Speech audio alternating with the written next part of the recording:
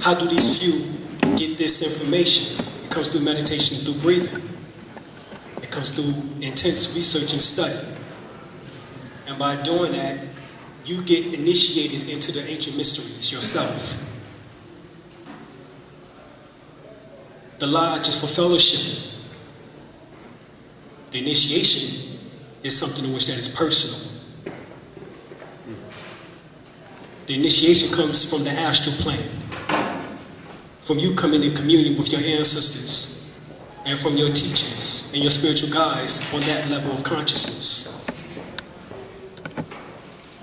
The ancient mysteries are called Herbak, which is called the light teachings. When you get into Freemasonry, you're dealing with the light. Why the light? Or why do they say that there's the aspect of the light? You know that the light itself is nothing more than electromagnetism, frequencies. In this dimension, the third dimension, it is known actually as the visible spectrum. I'm still talking low even with the mic. Damn.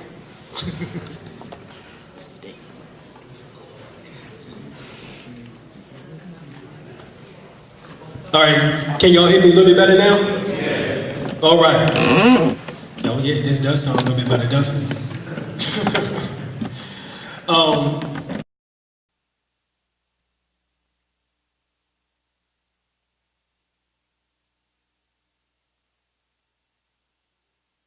You know, I had to get a little bit riled up for that debate.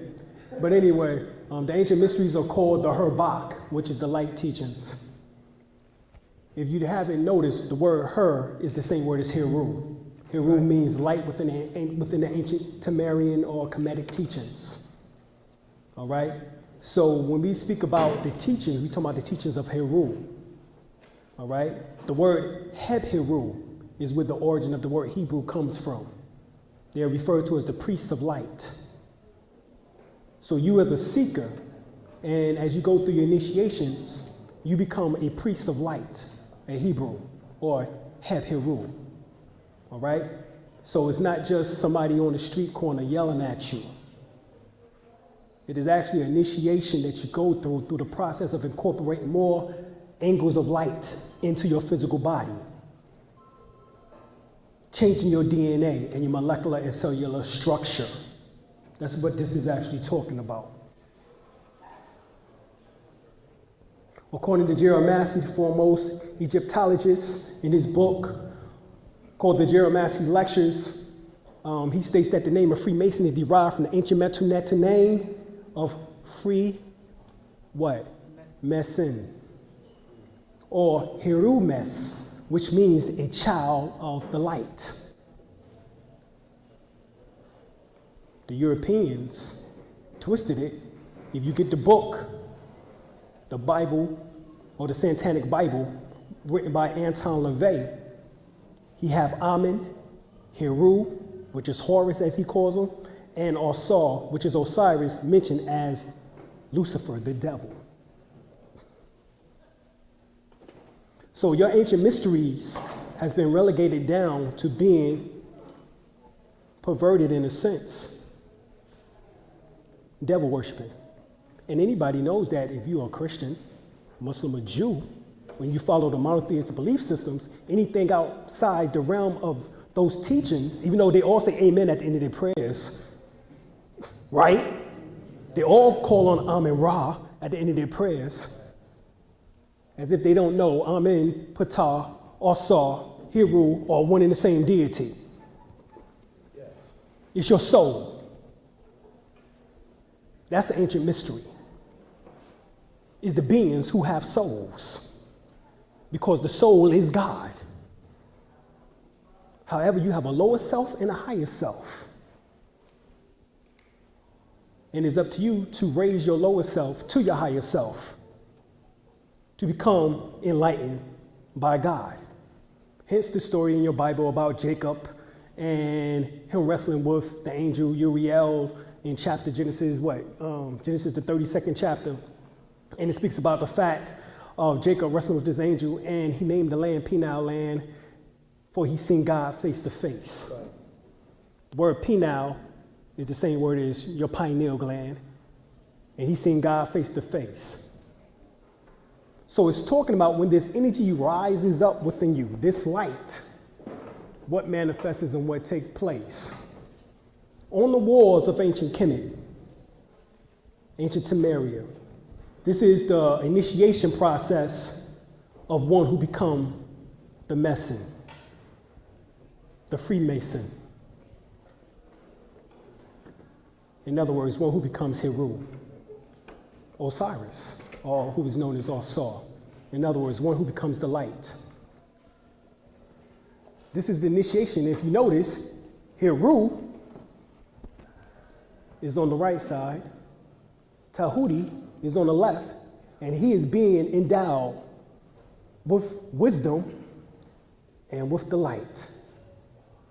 And so hence, look at his aura field, his auric field. Brother Joel just finished going through the science of the aura.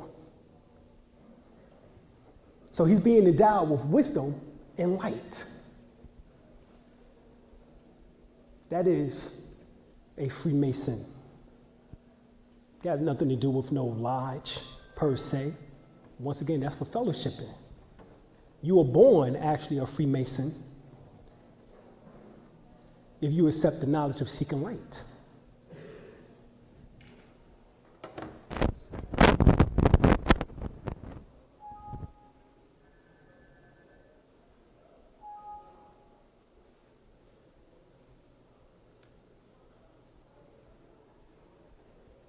Meson is another name for Heru, Heru Mes, or Kres Mes, which you get the word Christmas from.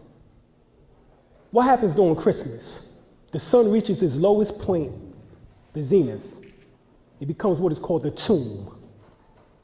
It is during the time of Capricorn, influenced by Saturn. Saturn is the planet of what? The brother said it, Brother Ampu. He said restriction. It's also the planet in which that deals with your physical body, your blood, and your skeleton system. In the book of Enoch, it spoke about 200 fallen angels coming down from the planet Saturn. These 200 fallen angels is nothing more than your bone structure. It's talking about the angles of light in which that formed your bone structure in your body, because you have approximately 200 bones in your body. So it's not angels outside of you. It's angles of light that condense to form your physical body inside of you. This is the science in which that is being told to us. Heru, Latin name is Lucifer, the light bringer or bearer. His Hebrew name is Uriel, the light of God. While at the same time, European Masons or Masonic, Eastern Star Orders, and etc., worship who they refer to as the devil, once again, coming from the Satanic Bible. Deva, a Vedic name for gods or gods, or rather Lucifer, the light bringer or bearer, and the bright and morning star. Once again, in your Bible, Jesus and Lucifer are called the bright and morning star. You go to the book of Isaiah, you'll see, oh, how thou hast fallen, Lucifer, bright and the morning star. You go to the book of Revelations, you see Jesus being called the bright and morning star. This is nothing more than two poles of extremes. Actually, one pole, two extremes. Lower self is Lucifer. Higher self is Christ. At least that's the way in which that it was originally in the ancient Kemetic teachings.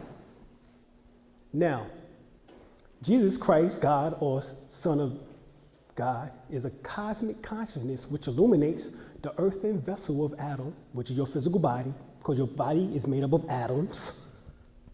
Thus, the serpent Kundalini of the tree of knowledge of good and evil, your sexual genitalia, your spinal column and nerves. Serpent is the sun, a sun in man, also Lucifer, and like Jesus, is also the coming on the cloud like the morning star. There are two extremes of the same pole, polarity. Understand, there's 7 principles in the science of Tahuti. The universal principles of Tahuti, 7 principles, polarity is 1. Mentalism is another. We're gonna go over this again, all right?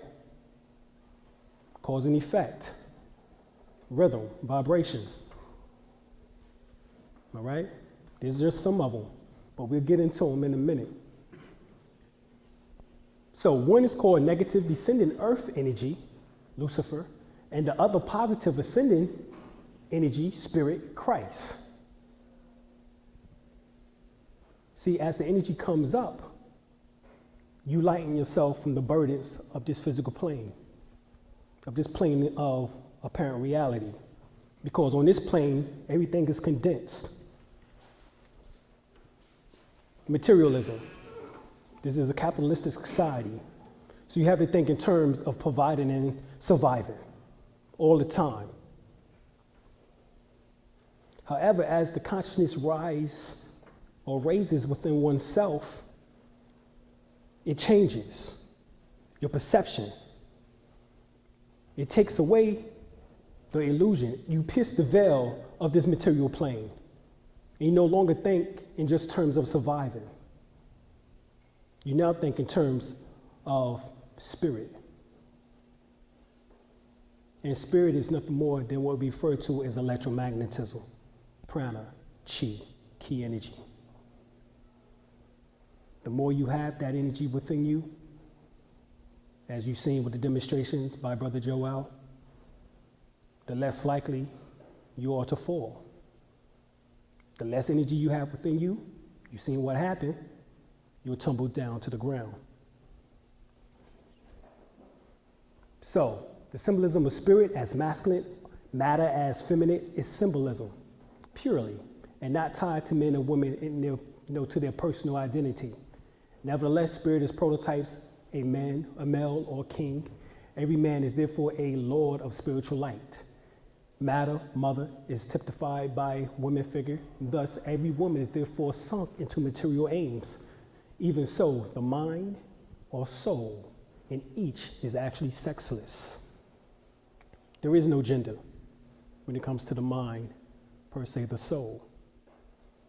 Those categories are purely based on our aspects as male and females, and we put those perceptions upon these particular concepts of ourselves. In the Holy Kabbalah, it speaks about the seven angels. In the book of Revelation, it speaks about the seven angels. This is coming from the Apocrypha Enoch 1, which is the Ethiopic Enoch. They speak about the seven angels or the seven archangels, which is nothing more than the seven melanin centers. You have Michael, which means the angel who's like God, or who dares to be like God, chief of the archangels. It symbolizes protection, the crown chakra or the pineal gland. His mysterious name is Sabael, and he is the Ancient of Days, Yanin, Adon El, Zakiel, and Melchizedek. That is nothing more than your crown chakra. As you come down to the third eye, you have Gabriel, which symbolizes the angel messenger to earth, the energies that reside in the stratosphere or the messengers of God. It symbolizes resurrection, the first third eye of the pituitary gland, pineal gland. Gabriel, or other names, is Camiel, Sariel, and Haniel. Now you can get all this information from out the Dictionary of Angels, but the reason why we're showing this is because people are caught up into the seven Elohims, or the seven African powers, or this particular version of the seven archangels, which is mentioned in the book of Revelations, and they never correlated it to their chakras, which are the seven major endocrine glands in their body. Then you have Remiel, the angel of thunder, symbolizes joy, the throat chakra. Raphael, the angel of healing, it symbolizes healing, the heart chakra, and another name is Rebikel. Then you have Zarachiel, the angel of the army, symbolizes surrender, the solar plexus. Raguel, the angel of friend, symbolizes repentance, the navel chakra. And then last, you have Uriel, all right? Which is, and in between the pause, you was asked 3 questions. The particular question in which that was asked, in which that you had to answer was, what crawls on 4, then walks on 2, and then on 3? What's the answer, y'all? Man. Man. Are you a Mason? We all are. All right? All of us who seek the light are Freemason. So that was just one of the questions. According to 33rd Degree, Mason, Manly P. Hall, in his book, Freemasonry of the Ancient Egyptians, it is now generally acknowledged that the Egyptians of all the ancient people were the most learned in the occult sciences of nature. The wisest of philosophers from other nations visited Egypt to be initiated into the sacred mysteries by the priests of Thebes, Memphis, and Hermopolis. In the book, Freemasonry, Its Hidden Meaning by George A. Steinmetz, we find the statement, regardless of the origin of the moderate lodge or of the name Freemason, we can, after freeing the symbolism of modern adaptations, discern in Freemasonry the outline of the teachings of the ancient mysteries of Egypt. Now, some Masons define it as a beautiful system of morality veiled in allegory and illustrated by symbolism or symbols. Also, the realization of God by the practice of brotherhood, to reach God by doing good works to your neighbor. Now, I have the word allegory underlined, and we must see where this word also is found at within the Bible. The reason why we have to use the Bible is because Masons put the Bible on the altar, and it's open to Psalms 133. And it's put on the altar normally from the 1st degree to the 32nd. Supposedly after the 32nd to the 33rd degree, other books can be placed on the altar. They're actually all called the books of inspiration, whether it's the Bible, the Quran, the Bhagavad Gita, the Upanishads, it doesn't matter. Any book actually can be placed on the altar. All right? But the Bible is utilized because King James was the Grand Master of the United Grand Lodge of England. And he is the one who put together your what? Your King James Version that you have today in your home. Along with a man by the name of Francis Bacon, who is known as William Shakespeare, who was a Rosicrucian. So here you have the Grand Master of the United Grand Lodge of England, a Mason, and the head Rosicrucian putting together a version of the Bible. And if you don't know the allegories, then you'll get lost. But by the time you get to the book of Galatians, the 4th chapter, after you done read the Old Testament and all the way through basically the New Testament, it finally tells you that it's an allegory. Here it is. It is written that Abraham had 2 sons. The one was the bondmaid, bound maid, and the other was a free woman. But he who was of the bond woman was born after the flesh. See, you were born after the flesh because you're cardinal. You let your lust get away with you. At that point, you're not a Freemason. You're bond. It is only now when you free yourself, he that was born of the free woman was by promise, which things are an allegory. For these are the 2 covenants, lower self, higher self, are the 2 covenants. Which path you want to run with is the question. You want to run with the lower path, or you want to run with the higher path? For these 2 are the covenants, the one from the Mount Zion, which gendered to bondage, which is Hagar. And from this, Hagar is Mount Zion in Arabia, and answered to Jerusalem, which is now and is in bondage with her children. Go back and analyze this. This is Galatians, the 4th chapter, 22nd verse. Let's see what other book it is in. This is in your Holy Quran, Surah 3. So not only does the Bible say that it's an allegory, and if I'm not mistaken, Abraham is the father of Islam, Christianity, and Judaism. And if it's an allegory, then that means you have to explain those stories in which that you read in the Old Testament coming up into the New Testament. And here it is, right here in the Holy Quran too, written by Abdullah Yusuf Ali. Translated, I should say, and it's Surah 3, Al-Iram, the family of Iram, the house of Iram. And it says, it is who has sent down to thee the book. And it are verses based off fundamental or established meaning. They are the foundation of the book. In other words, the morality of the book. However, others are allegorical.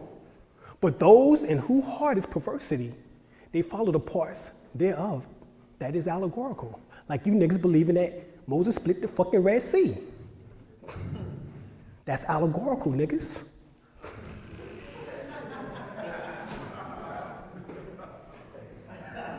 But you believed it. See, it's in your heart, perversity. You believe all these characters in Christianity and Islam and Judaism was real characters. They actually lived.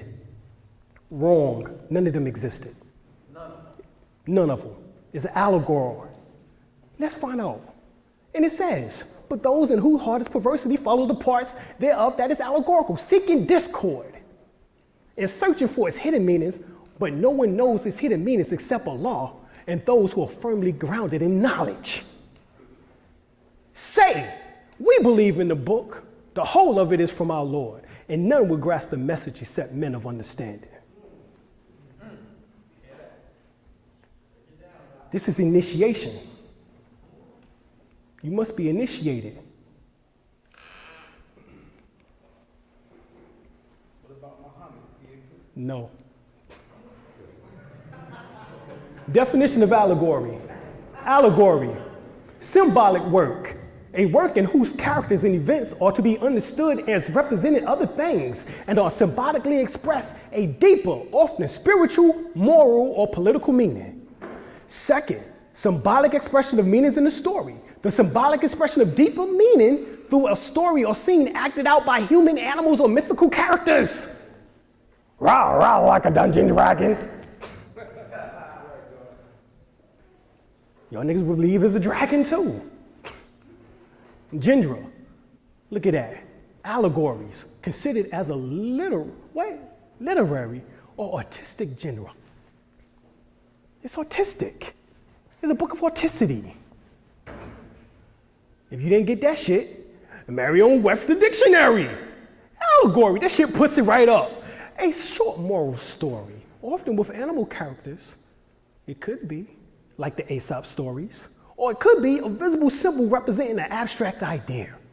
Or like the Bible and the Quran, Old Testament, New Testament, an express style that use what? What it says? Fictional. What that shit means? Do I need to put the definition up there for that? What that mean? It's what? Somebody made this shit up? Oh, okay. Fictional characters and events to describe some subjects by suggestion, resemblance, and extended metaphor. You see that? Fictional characters.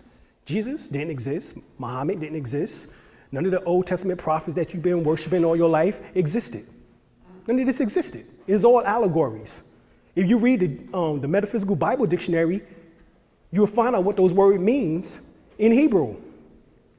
And that's what you would utilize, the information in which that the words mean in Hebrew. Why? Because then you can go to the Holy Kabbalah in order to find out how that fits into the scheme of things on the tree of life. See, you niggas ate from the tree of knowledge of good and evil. See, you doing a whole lot of this. And see, that energy report has been raised up. See, when you do a whole lot of that, you need to raise that energy up and circulate that energy 7 times. Then you get back to doing your thing again. Raise it up 7 more times. It's called the hold back technique. Shit, get back up in there again. Raise that shit up 7 more times. Each time you're about to come, orgasm, whatever you want to call it, you stop the stroking. You don't do the clearance. You don't do the clearance right there. Y'all know what clearance is, right? I be stroking. That's what I be doing. I be stroking. That's what I be doing.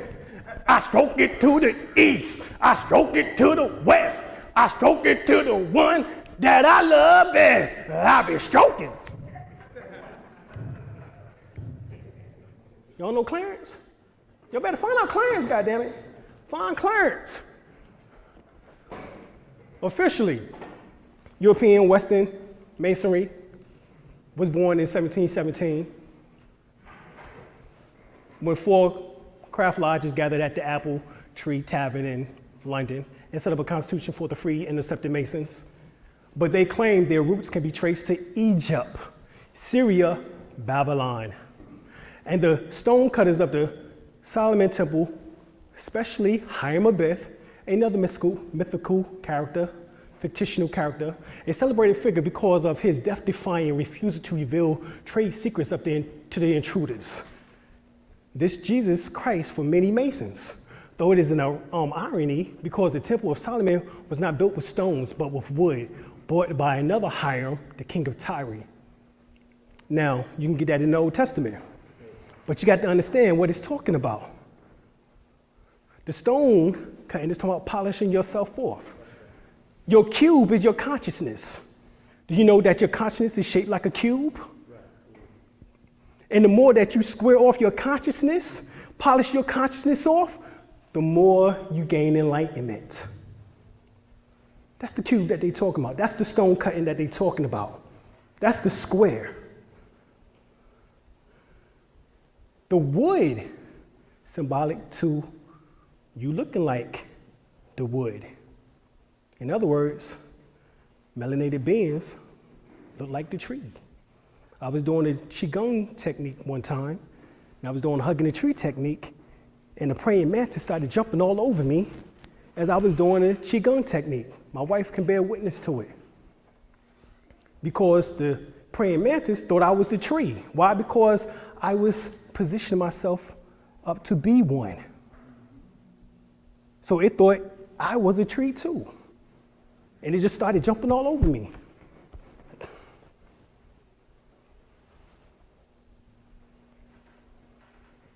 That might have went over some people's heads. We're going to get back to it though. Birth of the Scottish Rites. Although many of the 33rd degrees of Scottish Rites existed in part of previous degree systems, the Scottish Rite did not come into being until the formation of the Mother Supreme Council at Charleston, South Carolina in May 1801. Isaac de Casa, one of the deputy commissioned to establish the Moorian Rite of the royal secret in other countries, formed constituted bodies of the Rite in South Carolina in 1783, which eventually became in 1801 the Supreme Council of the Ancient and Accepted Scottish Rites, Southern Jurisdiction. As Freemasonry evolved through the centuries, some felt that the additional instructions as to the various lessons taught in Craft Lodge, these were not made or make a man any more of a Mason than he already was as a Master Mason, but would be an opportunity for additional contemplation on the lessons taught in the first 3 degrees. In other words, the 33rd degrees, or from 4 to 33 degrees, is nothing more than a rehash of what you already learned in the 1st, 2nd, and 3rd degree, into apprentice, fellow craftsman, and Master Mason. And it's just told to you over again in order for you to finally get the light turned on. Oh shit, yeah, it is allegory, ain't it? But I don't think a lot of them reach that stage, personally. Because when I tell them that none of this shit existed, they look at me like, oh, nigga, you going to hell. Right. Nigga, you going to hell. And I'm like, well, you going to send me there? Origin of the York Rite. York, England, first known in circulation of 1878. Conceptually, the York Rite is similar to the Scottish Rite, and that it provides an opportunity for additional contemplation on the lessons taught in the craft masonry. There are fewer degrees, Rite degrees, in the York Rite than it is in the Scottish Rite. The apex of York Rite masonry is the degree of the Knights Templar. But then again, a Knights Templar is no more a Mason than that of the Master Mason. And we're going to get it more into the degrees in a second. On March 6, 1775, an African American by the name of Prince Hall was made a Master Mason in the Irish Constitution Military Lodge of number 441, along with 14 other African Americans. And of course, the African American is a new term. Jesse Jackson brought out in 1984. during his election campaign as president. But however, we have Cyrus Johnson,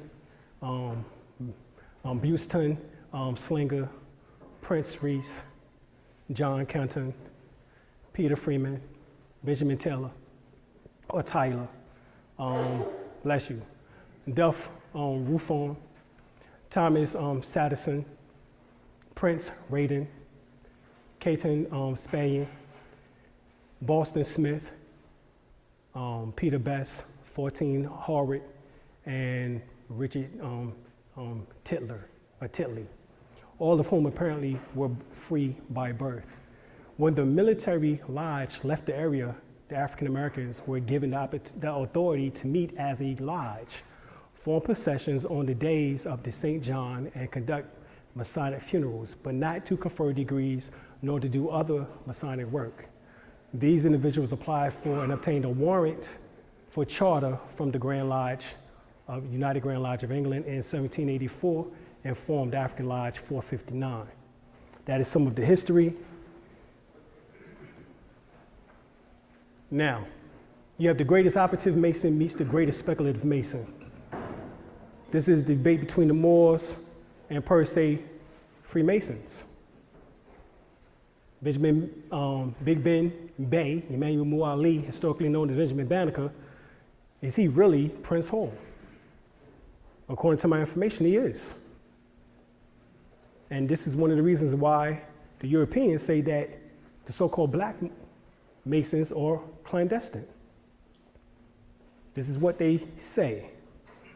Now, Benjamin Banneker was born November the 9th, 1731, supposedly died October the 9th, 1806, and was, of course, a free African-American astronomer, mathematician, surveyor, wrote the almanac, author, and farmer.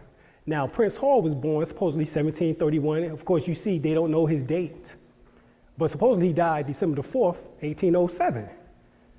So here it is, they was both born the same time, around the same time, died around the same time, but yet these two influential men supposedly never met. Mystery.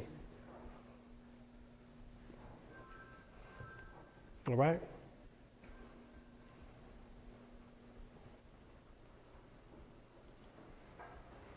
The Grand Master of the Mother Grand Lodge of England, the so-called Duke of Cumberland, issued a charter for the African Lodge #1, later renamed African Lodge 459, September the 29th, 1784.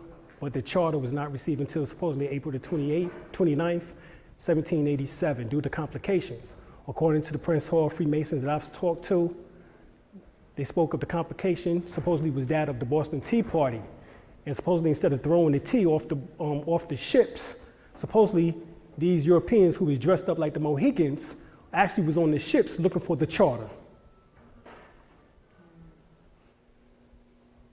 All right? This is what it said.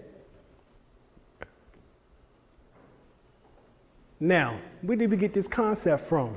Well, we got this concept from C.M. Bay, who is Charles Mosley Bay, who is 3rd degree, 33rd degree, 360 degree Master Mason, Free Moorish Master Astrologer, and the Moorish constitutional lawgiver. Supposedly the story goes that he supposedly was kicked out out of one of the temples by Prophet Noble Ali himself. This is what is said. But because he was teaching astrology or information in which that supposedly contradict, or at the time did not correlate to the information on which that Prophet Noble Ali was teaching. However, I would like to know the information. So it's real simple. The Clock of Destiny, Volume 2, Your Master Key to Civilization. Let's see what it says. Prince Hall is only a mystic name. This is on page 13, y'all. Once again, Prince Hall is only a mystic name. So also King Solomon, Hiram-Abiff, Queen of Sheba, and David are only mystic names. What is the definition of mystic according to Webster Revised Unabridged Dictionary of 1913? Mystic, belonging to secret rite, for one initiated, mystique, remote from or beyond human comprehension, baffle human understanding, unknowable, obscure, mysterious, important or implying mysticism, involving some secret meaning, allegorical.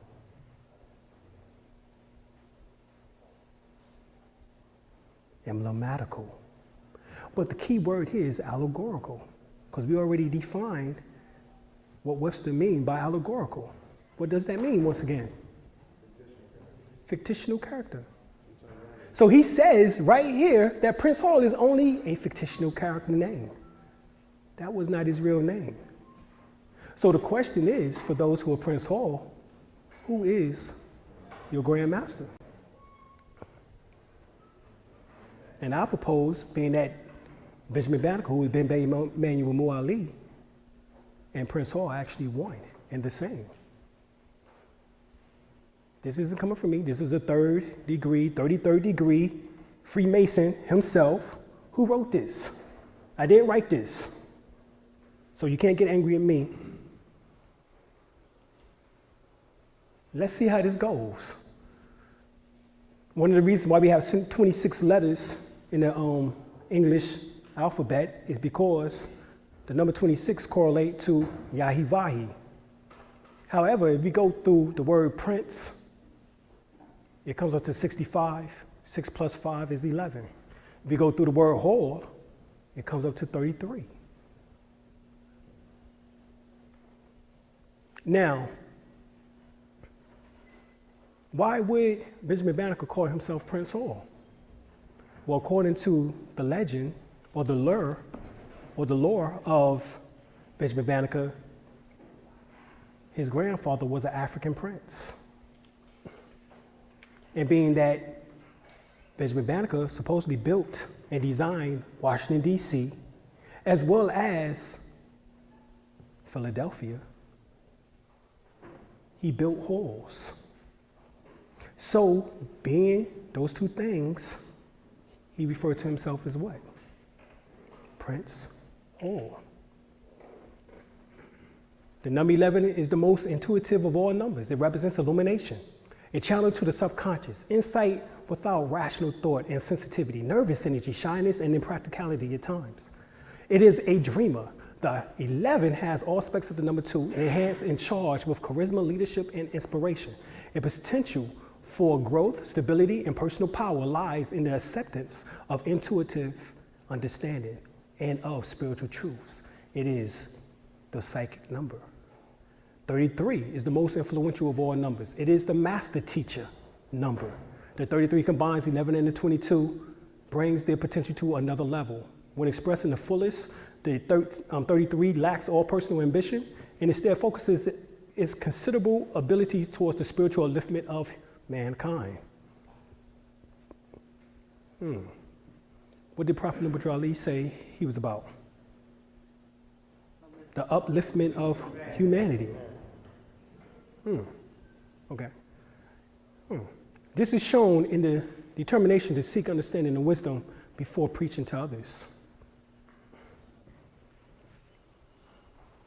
Documents in Massachusetts shows that slave owner William Hall supposedly freed a man named Prince Hall on April the 9th, 1765, but cannot be conclusively linked to any one individual, as there exist records of no fewer than 21 males named Prince Hall, and several other men named Prince Hall who was living in Boston at that time, 14 to be exact. It is extremely hard to conclusively say which man in either case is actually Prince Hall. Now, at the time that Hall was supposedly freed, there was no fewer than 21 black males named Prince Hall in Boston also. All right. It says here 21, supposedly 14 to 21. But the thing is this. It is hard to conclusively say which man in either case is actually Prince Hall. Because according to their Grand Master also, William Grimshaw, he states that Prince Hall was born in Barbados. But there's no record of that either.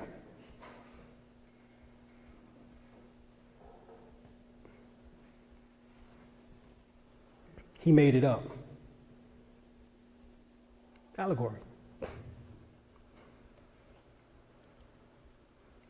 And what's so crazy about it is that the brothers in the craft, Prince Hall brothers, they'll tell you today that William Crimshaw made it up. But that was your grandmaster. What kind of shit is that? Anyway, Banneker was born a free man outside of Baltimore on November 9th, 1731.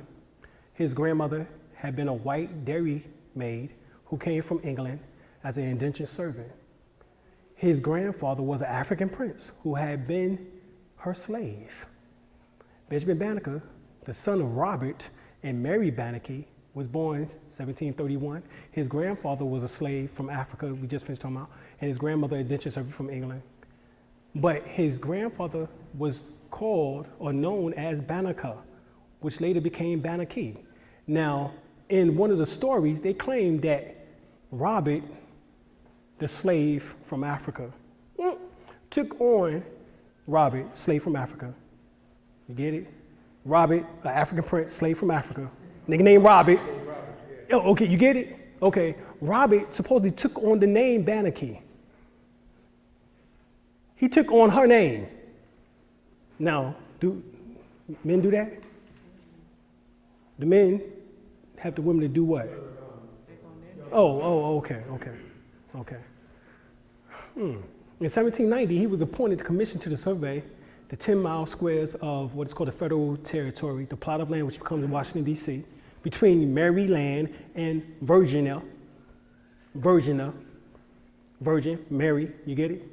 The reason why the dick, 255 feet tall, sits, you get it?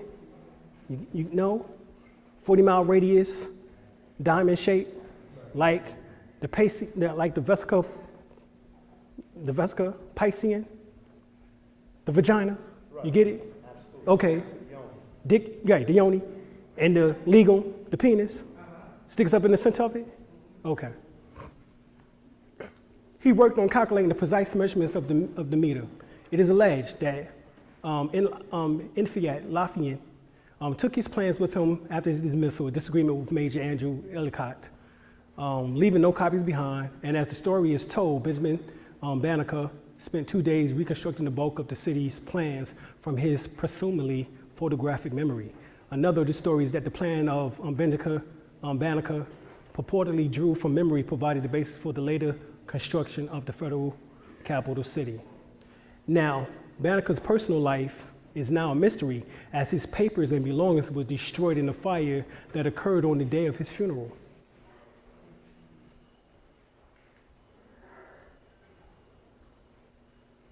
Here go the diamond-shaped vesica between Maryland and Virginia. You know what I'm saying? And this is symbolic to the Virgin Mary. And like we said, right here, let's see here, right here in the center,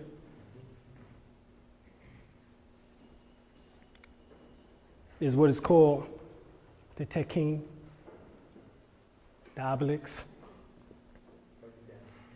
Here we have the city, portions of the city in which that supposedly was formatted into an inverted five-pointed star, or what is also referred to as a pentagram. Is inverted because it symbolizes descending energy that descends. There's nothing wrong with descending energy. When you practice Qigong, Tai Chi, Reiki, pranic healing, you're actually bringing more energy down from the cosmos into your physical body. And what that does is cause you to live longer, to have a healthier life. But they got this as now a satanic symbol. And now descended energy is now Luciferian. So now this becomes the go-ahead of Baphomet. You see the go-ahead? Put the go-ahead in the center of this.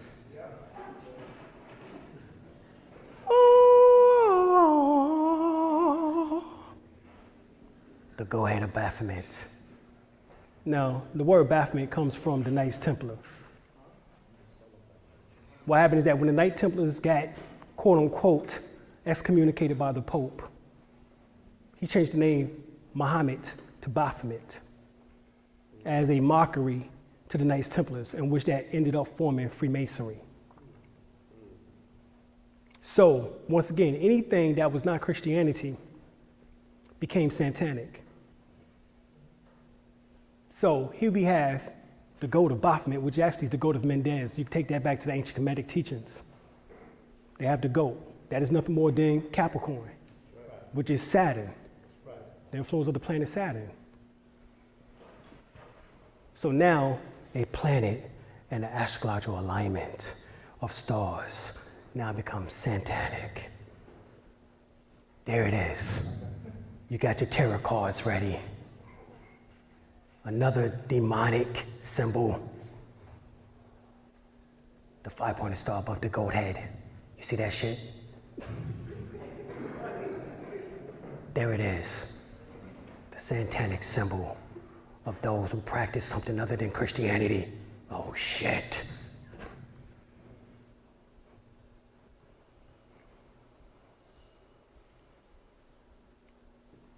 Oh, there goes something else. The outline of Washington, D.C. too. It is in the shape of the tree of life. The mall in Washington, D.C., where the dick rise out of the Washington Monument along the pool, which is based on the same alignments in which that is in ancient Kemet, which is in Egypt, which is based on the tree of life, has now been demonized. And now the tree of life becomes satanic too, when it's nothing more than your chakra system. That's all it is. So anything dealing with the human body, monotheistic belief system is that you're not supposed to be practicing it. But yet God dwells in the body. At least that's what the Bible says. Anyway, here go another picture. And they go that 5-pointed, they go that pentagon. Another satanic symbol. There it is. And it points directly to, there it is, that obelix, that Osirian dick. This is now the hexagram. This is the capital seat, structured into 6 points. Now, we do got to talk about somebody else here, though. There's a Brigadier General Albert Pike, 1809, 1891, Confederate. Albert Pike organized the KKK, supposedly in Arkansas, after General Forrest. Remember Forrest Gump? If you watch the movie, in the beginning, he says that he was named after Henry Forrest, who appointed Pike the Grand Dragon of that realm. The main library of the Supreme Council 33 of the ancient and accepted Scottish rites of Freemasonry, Southern Jurisdiction, United States. The Mother Supreme Council of the World, Washington, D.C., is dedicated to none other than the Confederate General Albert Pike, the KKK chief of Jurisdary.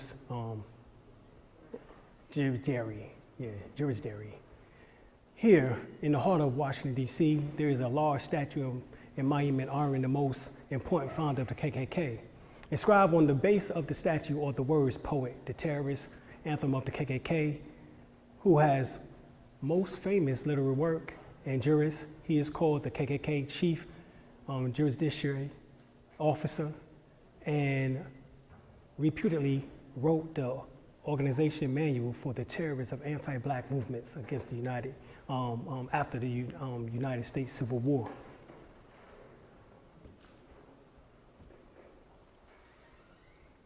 This is what he says. The status of Negro Masonry in this country was perhaps never better defined than it was by Albert Pike in 1875, when he said Prince Hall Lodge was a lodge as any lodge created by a competent authority.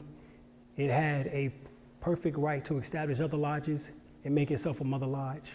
I am not inclined to meddle in the matter. I took my obligations from white men and not from Negroes. When I have to accept Negroes as brothers or leave Masonry, I shall leave it. Better let the things drift. Now notice that the Supreme Grand Commander of the United Supreme Council, September 14th, 1887, October 18th, 1904, Southern Jurisdiction, Prince Hall affiliation. Thornton A. Jackson was a personal friend of Albert Pike's, and Pike presented Jackson with a complete set of rituals for use by the Prince Hall Scottish Rites. Albert Pike was the advocate of the rituals of the Arthurian mysteries. So here go a man who formed or supposedly helped found the KKK, helped give you back your ancient mysteries?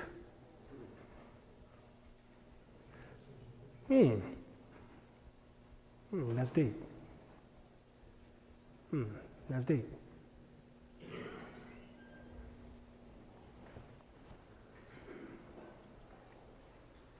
In his book, Morals and Dogma, he says Lucifer is God. And unfortunately, Adonai is also God. For the eternal law is that there is no light without shade, no beauty without ugliness, no white without black, for the absolute can only exist as two gods. Thus, the doctrine of Satanism is a heresy, and the truth in pure philosophical religion is the belief in Lucifer, the equal of Adonai. But Lucifer, God of the light, God of good, is struggling for humanity against Adonai, the God of darkness and evil. Now, where did he get this from? What is his beliefs on this? He got it from studying the Gnostic texts. And it says in the Manchurian, non-Gnosticism or neo-Gnosticism teaches that the divinity is dual and that Lucifer is the equal of Adonai. This comes also from the teachings of Zoroaster. All right? And it says, Lucifer, the God of light and goodness, struggled for humanity against Adonai, the God of darkness and evil. Albert Pike had only specified and unveiled the dogma of the high degrees of all other masonries, for in no matter which rite, the Masonic great architect of the universe is not the God worshipped by the Christians. The Luciferian doctrine is implicate in lower degrees and only become an explicit teaching on the higher degrees. This is the reason why I know when I was little, I was taught that the Masons worship Lucifer. It is within the book Morals and Dogma. But who did we tell you that Lucifer actually was, according to the ancient Kemetic teachings, according to the Temerian teachings? Y'all remember? It is Heru. What Albert Pike is getting wrong is that Heru and Adonai is actually one and the same deity. The word Adon, or Atan, is nothing more than another name for Heru. You don't believe me? You can go and read Gerald Massey lectures. Or Ancient Egypt, the light of the world. So Heru, which he called Lucifer here, and Adon, or Atan, is one and the same deity. Now, the reason why he gets this is because supposedly the monotheistic belief system was created by Akhenaten, or Ankh-Unten. Ankh-Unten was supposedly the founder of the monotheistic belief system, in which that is still inherited within Christianity, Islam, and Judaism. And the god of his religion was Atan, in which that became Adon, or Adonai, within the Hebrew. Okay? Now, supposedly, he was chased out of Egypt, or Kemet, Temeria, and what happened? Anybody know the story?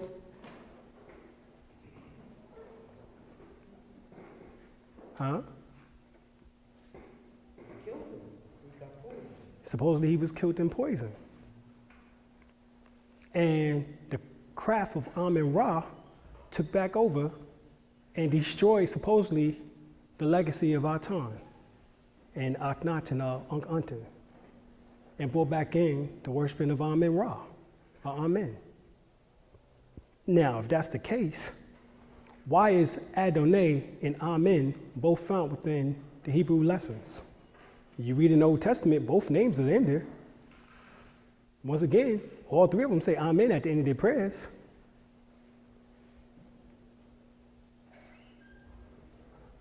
Right?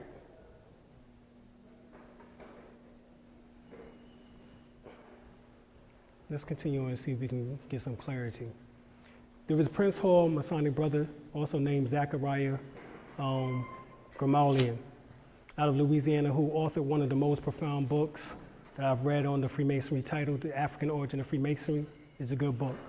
He is the founder of the non-Masonic order called the Imperial Kushite Order, the ancient Grand Lodge of Kemet, and who attracts Black Masons, Moors, and conscious brothers and sisters who have come to the conclusion that although Prince Hall Masonry, in particular and Masonry in general, serves as a purpose, it does not suffice in the schemes of going into the roots of Freemasonry and uncovering he said we are known as the Kushite Master Builders.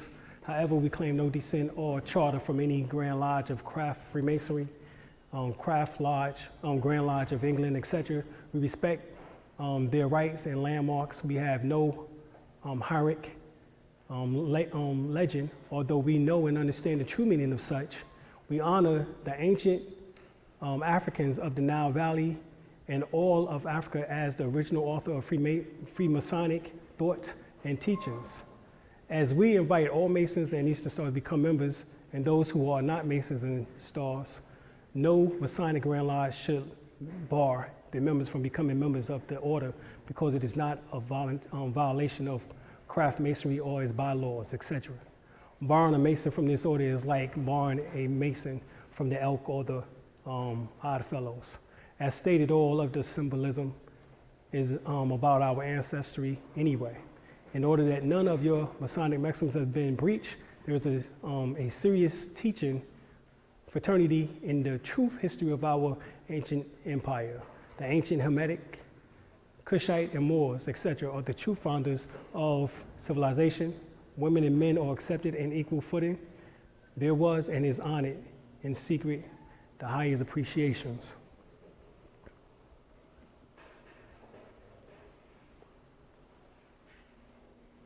Now the word free means without hindrance, and the word Mason also refers to one who builds, a bricklayer, and as such, Freemasonry is that system of craft or art of building, not just upon physical buildings, but also building spiritually, and edifice within the human body. The ancient Kemites, Africans, Egyptians refer to the spiritual concept as the temple of man.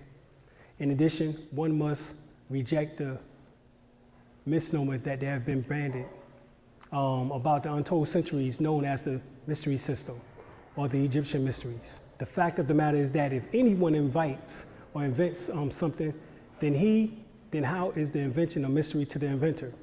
The invention is only a mystery to the second, third party onlooker, visitor, outsider.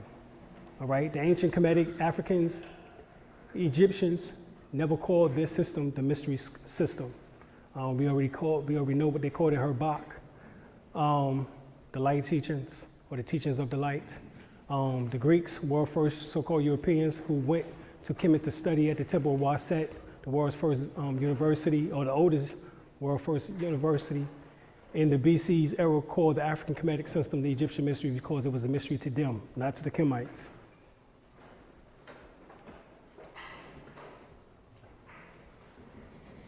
The Egyptian Mysteries was also a secret order.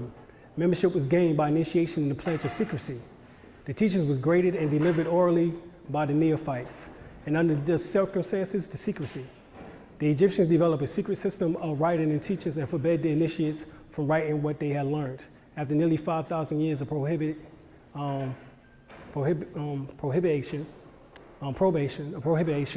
against the Greeks, they were permitted to enter Egypt for the purpose of their education. If you get the origin of Christianity, historical origin of Christianity written by Walter Williams, he breaks down in there how they gained entrance into the mystery school. It came from Pseudo the First, who was called Ptolemy, Pseudo the First. First through the Persian invasion, and secondly through the invasion of Alexander the Great. After the invasions of Alexander, the royal temples and the libraries was plundered and pillaged, and Aristotle School converted the Library of Alexandria into a research center.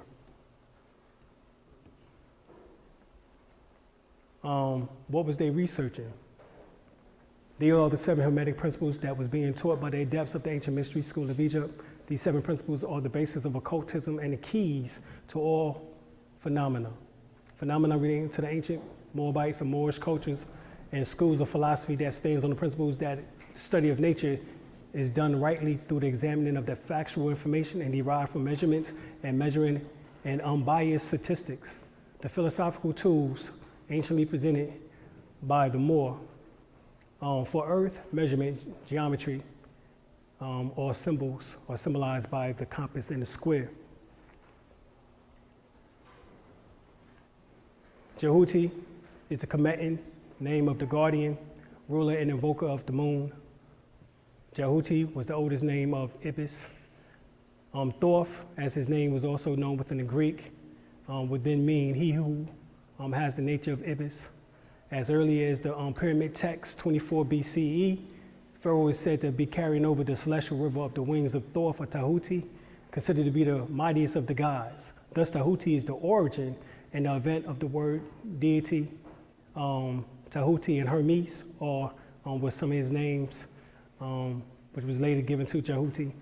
Therefore, adapts, scholars, and neophytes should be made aware of the linguistics fact that when one refers to Thoth or Hermes, they are giving testimony to Jehuti. And the word Thoth is where we get the origin of the word thought, tut, as well as also DVD, which is the word Hebrew in David, which symbolize Thoth symbolizes wisdom, David symbolizes beloved. Now, you find something interesting here. What's this embedded inside the word Jehuti? Is the word Jew. And this is the origin of what they are saying, is that they follow these principles. The mind, all is mind and everything is energy, and the universe is mental correspondence. As is above, so below, as within, so without. Vibration, nothing is stationary, everything is giving off lights and sound, vibration. Polarity, everything is dual or double, everything has an opposite, thus extremes meet. Rhythm, all is ebb and flow, and demonstrated by the reaction, advance, and recoil, cause and effect. Nothing happens by chance, everything happens according to law. Generation or gender, generation is manifest in everything, and everything animated and inanimated is symbolic to masculine and feminine energy. Now, here in the book, Stolen Legacy by George C. James, on page 39 of 40, he goes on to state this, that during the Persian and the Greeks and Roman invasions, large numbers of Egyptians, Kemites, fled not only to the desert and mountain regions, but also to the adjacent lands in Africa, Arabia, and Asia Minor, where they learnt and secretly developed the teachings which belonged to their mystery system.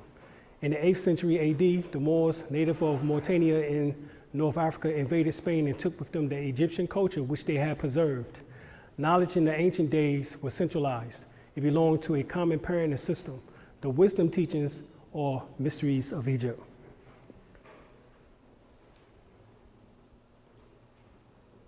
In the teachings of Ptah, the oldest book in the world, written by Asa G. Hilliard, he shows the symbol of the word Moor or Mir. Here, it means the guardian, but the symbol in which that is given up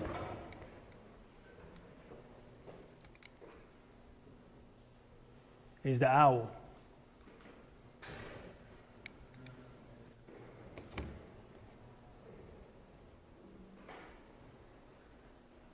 The word Mir or Miru, very important information.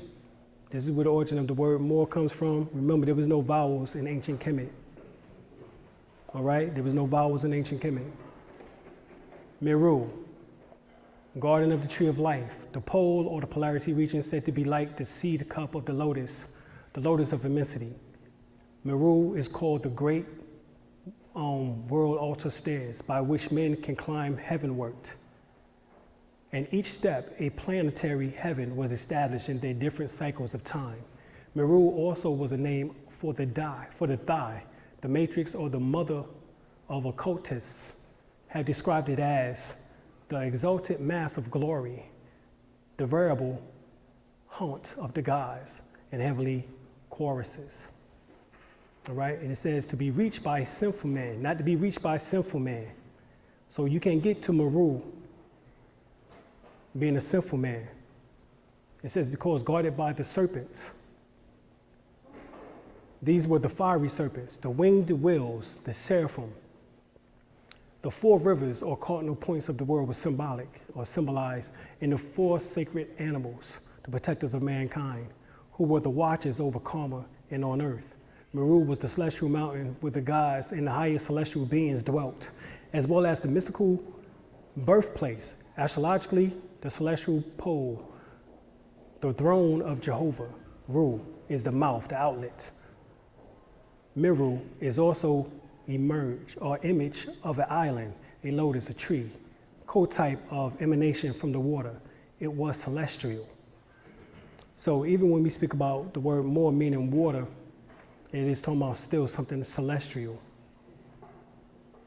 All right? So when you read this, you got to understand what you're actually reading, because this is also veiled in allegory. The reason why sinful man can't reach Meru, which symbolizes the mountain peak, is because it is guarded by the serpents. The serpents is none other than your sacral nerves, which is known as the black serpent and the white serpent. And before you can activate the Sushumna, for the Kundalini can raise up, and you must activate those two nerves. And how do you do that? Through what is called the alternating breath technique.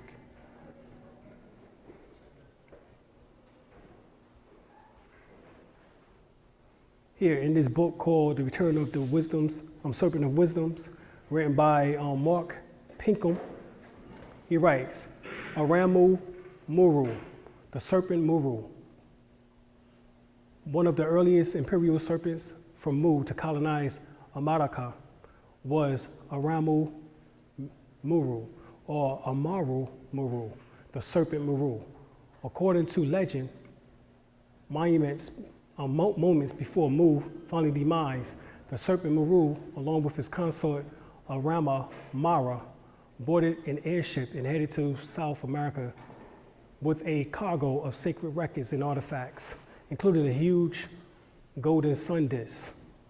The mountains of South America, the Andes, resonated to the same yin vibration as their beloved Mu, and was then considered suitable for the preservation of Lemurian culture. They were also home to the cities of Paratiti, one of the planetary headquarters of the Solar Brothers, or organized Amaru Muru, had a high-ranking member of and on Mu. Now, of course, this is allegorical. However, you have to read into it. As you read through the book, he has another statement. The serpent colonists of the Americas, Amararuka. It says the land of the serpents. All right, you go here.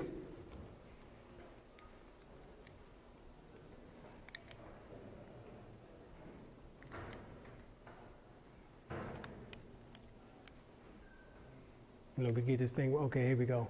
It says America, land mass, was anciently known as Amararuk, or Amaraka. It says the land of the immortals, or the land of the wise serpents. The title Amaruk, America, is derived from the Kishan Sumerian word Amaru, meaning snake or serpent. Okay, so even the name now that is called America still means the land of the ancient serpents. All right, or what is known as the land of the wise serpents.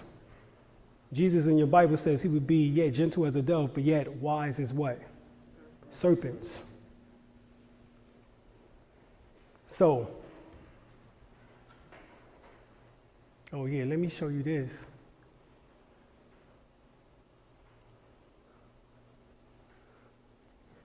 What this Madame Blavatsky says in her Secret Doctrine.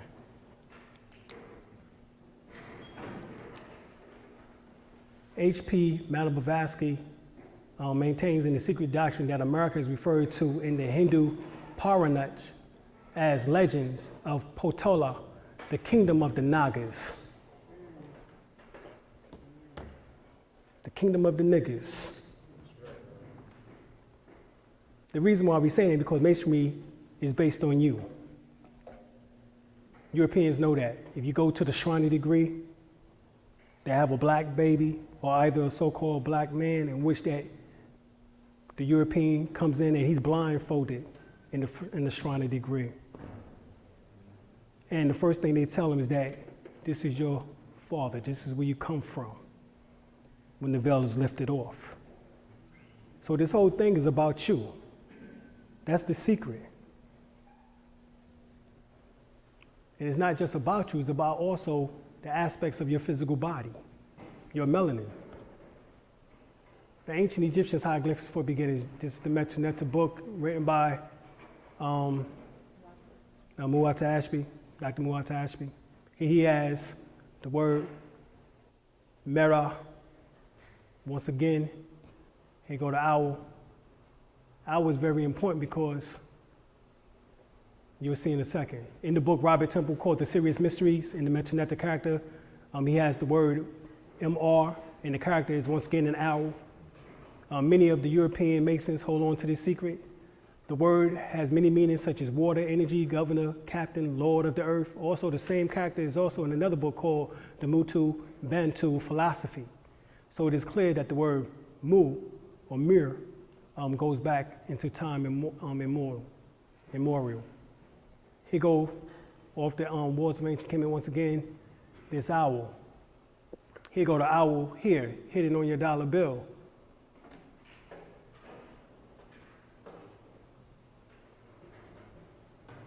Here go the owl that is worshipped at the Bohemian Grove. So, the Albion is still worshiping you, knowing it or not. Supposedly, you know, they do supposedly mock child sacrifices, right? That did supposed to be Moloch, actually supposed to be the feminine counterpart to Lilith. Remember, Lilith was the one who was actually the first wife of Adam, and she refused to lay on her back. All right? And because of that, she got angry and she supposedly became a demon afterwards. But here it is, even in Washington, D.C., Capitol Hill image is that of an owl. Now, once again, who designed Washington, D.C.?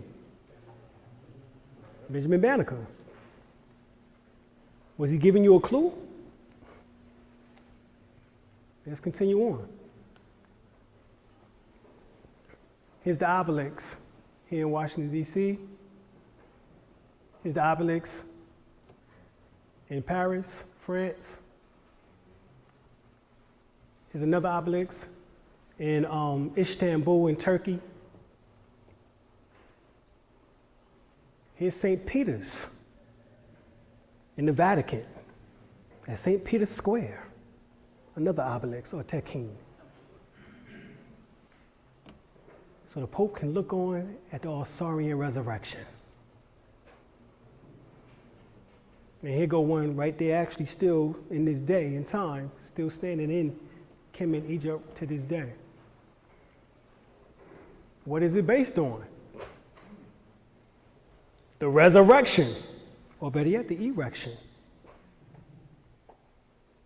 And who supposedly got the largest erections? The brothers, supposedly. Because that's the reason why, Sonetta, if I'm not mistaken, what did they used to do to this? Cut it off. Oh, cut it off. Make a suit. Castrate you. Why did they do that? Because that was the remembrance of the resurrection. So they must actually despise the resurrection. I mean, now they got all types of shit now for East Ends and all types of shit. Yeah, I know. They castrated, right. They took Malcolm's testicles and penis. It wasn't there. Khalid Muhammad? Yeah, this is their ritual. This is their ritual. What does the phallus or the penis symbolizes? Actually, this is Set. This is what this is. In ancient Kemet, this was Set. It was known as the Osirian resurrection. However, it itself, the phallus itself, was called Set. What does Set symbolize? The top of head of Set symbolizes the pineal gland, the pituitary gland, the prostate gland. Down, the adrenal glands, thymus, heart, lungs, the spleen, mouth, stomach, pancreas. Down, liver, eyes, small intestines. Down, large intestine, kidneys, ears, bladder. Down, the testicles are connected to all the glands. This is why you must learn a breathing technique called testicular breathing, brothers, in order to bring more cold energy or cool energy up into your testicles in order for you can produce more sperm. At one time, you used to produce 777,777,777 cells. Now that has dwindled down to about 300 million. And most of them nowadays, based on the food in which they eat, which is 98% genetically altered food, is what? Abnormal.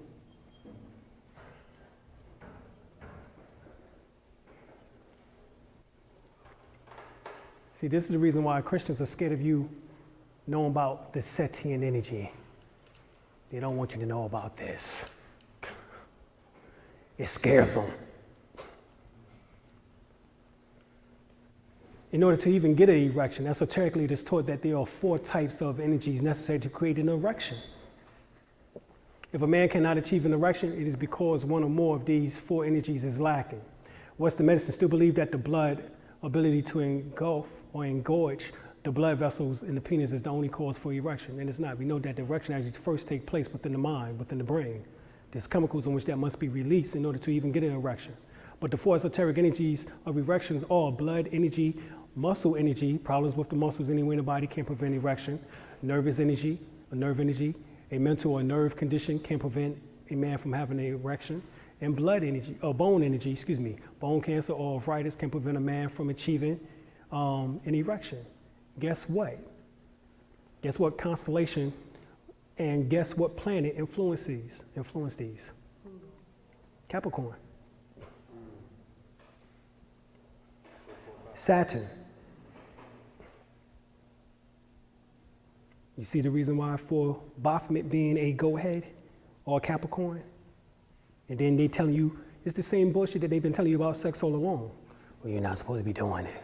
It's nasty. You niggas nasty and dirty. Too much fucking. Wear a condom so you won't bust out, son. In other words, the whole thing is designed on making you hate your own member. The anatomy of the male organ. The testicles is nothing more than ovaries. The vas deferens is nothing more than the fallopian tubes. The prostate gland is nothing more than the uterus. The penis is nothing more than the clitoris, a long clitoris, and the breast is nothing more than, the chest is nothing more than the breast, without the mammal glands. All right?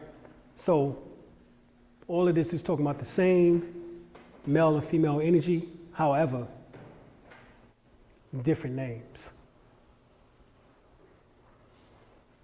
Here it is, right off the walls of ancient Egypt. This is the god Men, which is another form of Amen. Amen Ra. So hence the reason why at the end of your prayers, here you calling on the dick man. Tell him again. Amen. Why? Because you want that Osirian resurrection, nigga. That's right. Tell him again. All you Christians want that shit. All you Muslims want it. Why you think them niggas want damn multiple mates? That's right. I want about 4 or 5 of them, goddammit. Well, you don't have to have one of them goddamn Osirian resurrection to keep fucking around with that. That's right. You're going to have that right there. You see, right there? You have to have that right there.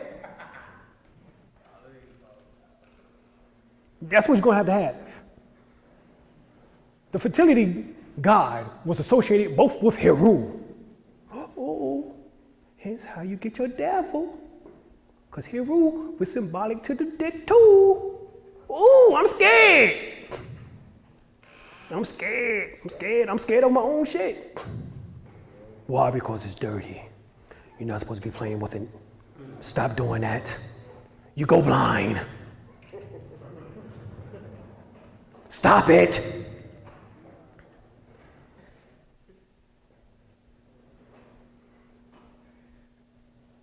He was shown as a human male with an erected penis.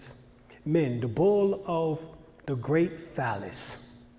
The bull is another symbol of Osar, the Osarian resurrection. However, the phallus of the penis itself is called Set or Suit, as in suit tech.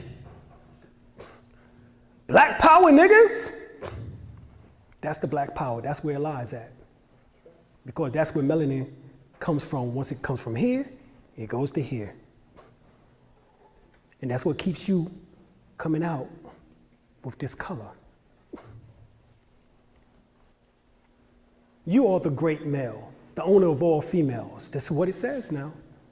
The bull who is united with those of the sweet love, of the beautiful face, and of the painted eyes, victorious, sovereign among the gods, who inspire fear in the Enads. The goddesses are glad seeing your perfection. You ain't got nothing to say on that one? Damn. That shit about make me hard just damn reading that shit.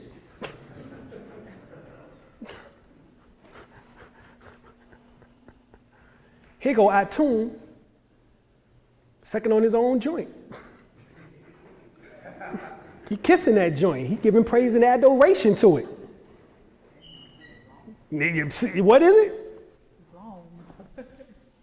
Long. He ain't playing. It was long enough for him to bend over and kiss himself.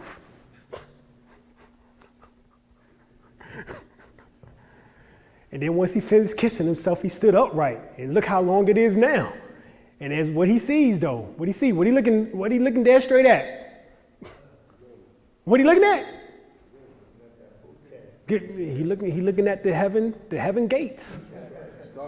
The Stargate. Dr. Ben already told you where heaven is, niggas. Heaven is in between the legs of the black woman. Heaven in between the legs. And who do we have here when Adam and Eve is trying to get busy? Who is that over there? Who is that? Who? Yeah. No, that's not Tahuti. Who this? What is that?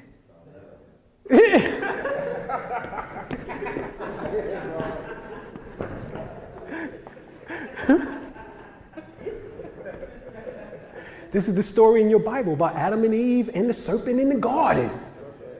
That's the serpent. And the serpent is like, yeah, y'all, it's time to get busy, niggas. It's time for y'all to know the knowledge of good and evil. Sex. You can gain knowledge through it, or you can gain evil through it. That's sex magic. If you and a woman have the same thoughts, then you can manifest goodness and what you want here on planet Earth. Why? Because she's the magnetic attraction. She can draw it to you, males, whatever you want. If you implant the thought into her, she can manifest it for you. However, if you put all types of other shit up in there, then you might got some evil shit coming. Because brothers might just be about hitting their ass. That's all they, oh God damn. Whew. Boy, I'm going to tear that shit up. Start bankhead bouncing and shit on it. That's what niggas think. It's time to bankhead bounce on that shit. And if he's thinking those type of thoughts, then what is he manifesting? Foolishness. Say it again. Foolishness. So hence, sex is actually called the tree of knowledge of good and evil. And the reason why I'm saying it is because this is what the Osarian mysteries is based on. This is masonry. We haven't gotten off the topic. This is masonry. Oh yeah, you see, they go another long brother, long, strong, getting it. There's off the walls of ancient Egypt, y'all. The Egyptians wasn't scary about that type of shit. Niggas are. Yeah. The temple of Seti I.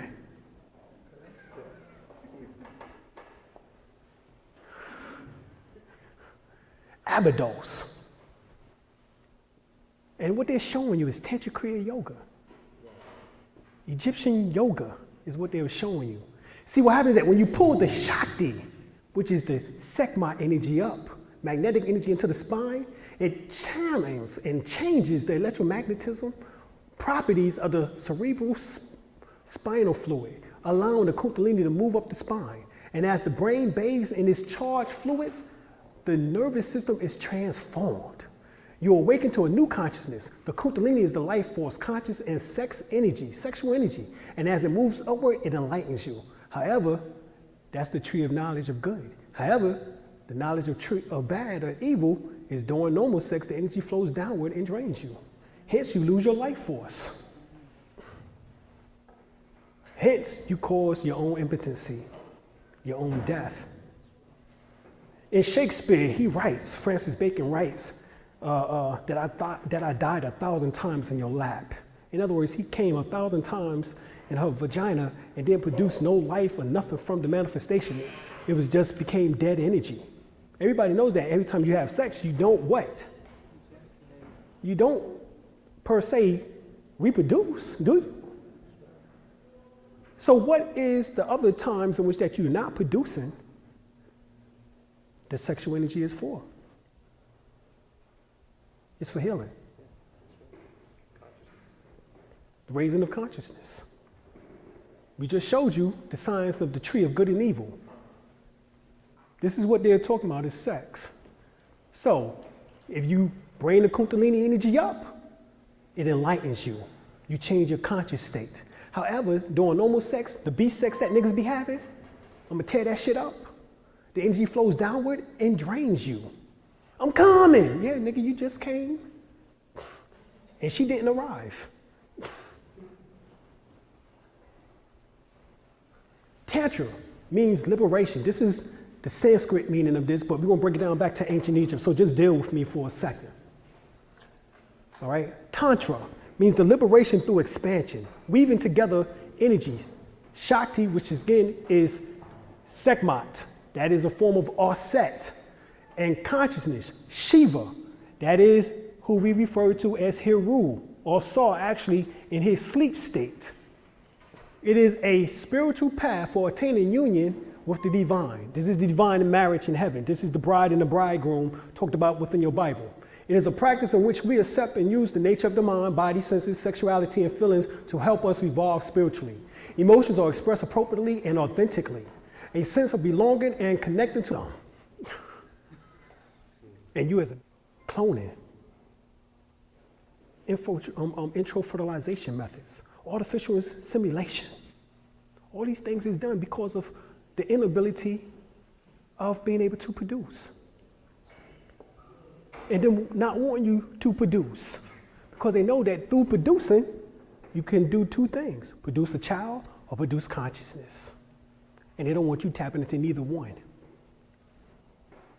So hence now, Masonry becomes demonified. They don't want you to study Freemasonry. They don't want you to know about yourself. It's the Illuminati. It's all about the Illuminati. So here, you can learn to amplify and transmute sexual energy, becoming a choreographer of your life and energy. Also, love making becomes a form of communion, learning to be intimate, learning to connect at the heart, mind, as well as sexually, opening and transforming into a deep bond, transforming lust into love, achieving an eternal balance of your inner female masculine aspects, your yin and yang, your Shiva Shakti, your Asar Aset. You will learn the same information if you study the Asar Aset society up under around Nepha. The left hemisphere of the brain is the male, analytical, linear, verbal, abstract. The right female being intuitive, holistic, sensual, practical. With practice, we'll learn to use both aspects synergistically. Earlier societies was matriarchal, while more recently the masculine aspect has dominated. Now the goddess is reawakening. And she wants to bring about a balance. Tantra emphasizes the female principles of intuitive sensitivity, capacity for nurturing and spiritual awakening through sexual arousal. To save our earth from its current self-destructive course, this long repressed feminine consciousness may now come into balance with the masculine focus of science and technology. You see that? To save our earth from its current self-destructive course, because we're patriarchy, we're patriots. From this long repressed feminine consciousness must now come into balance with the masculine force of sex, that's, you see where my mind is. Focus on science and technology. The hormones produced during sexual arousal are the real elixir of youth.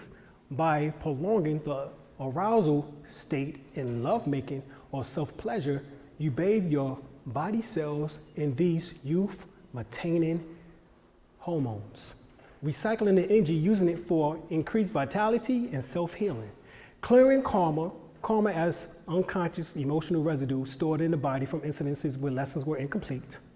The body being the temple of the soul, the temple of God, realizing old traumas trapped and creating space for more joy, having fully activated sexual energy, being fully integrated and living in the present moment. Masters have described enlightenment as a perpetual orgasmic state. Now this is from my teacher's book, Jewel in the Lotus, Sunyata Saraswati.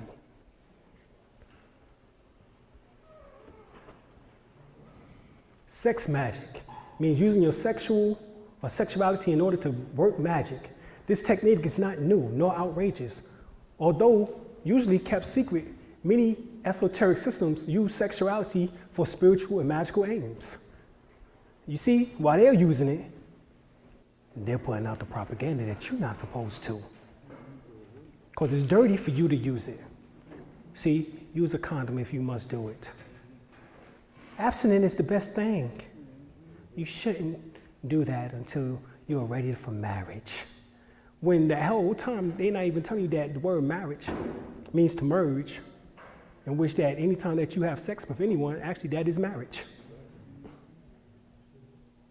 Sex is marriage. But they don't want you to know that. They want you to think that sex is actually a ceremony where a preacher comes up. Dearly beloved, we're gathered here today in order to marry this man and woman in holy matrimony. Is there anyone in which they refuse and do not want this man to marry this woman? Speak now, forever hold your goddamn peace. And you go to hell if you say anything else, okay? Put your finger in the ring. Yes, the phallus inside of the yoni. Yo! Yo! David Chappelle, yo.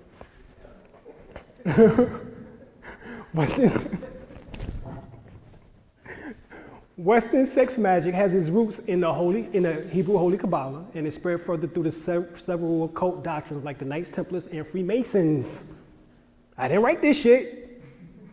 Nowadays, sex magic is a beautiful way of giving sex back to its rightful place of sacred sexuality. It is a firm invitation to leave the trail of sneaky, hidden in the dark, sinful sex most of you have grown up with.